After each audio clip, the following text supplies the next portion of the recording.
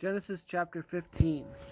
After these events, the word of Yahweh came to Abram in a vision. Do not be afraid, Abram.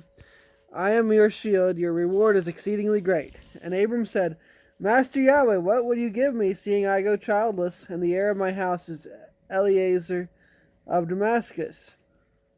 And Abram said, See, you have given me no seed, and see, one born in my house is my heir.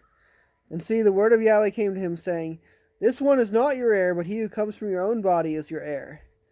And he brought him outside and said, Look now toward the heavens, and count the stars, if you are able to count them.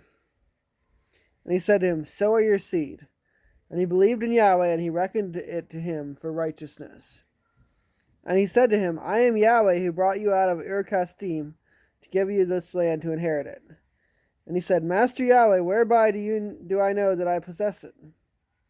And he said to him, Bring me a 3-year-old heifer, and a 3-year-old female goat, and a 3-year-old ram, and a turtle dove, and a young pigeon.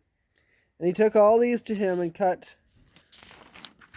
them in the middle, and placed each half opposite the other, but he did not cut the birds. And the birds of prey came down on the carcasses, and Abram drove them away. And it came to be, when the sun was going down, that a deep sleep fell upon Abram, that see, a frightening great darkness fell upon him. And he said to Abram, Know for certain that your seed are to be sojourners in a land that is not theirs, and shall serve them, and they shall afflict them 400 years. But the nation whom they serve I am going to judge, and afterward let them come out with great possessions.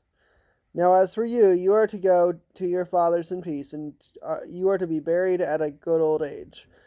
Then in the 4th generation they shall return here, for the crookedness of the Amorites is not yet complete. And it came to be, when the sun went down and it was dark, that see, a smoking oven and a burning torch passing between those pieces.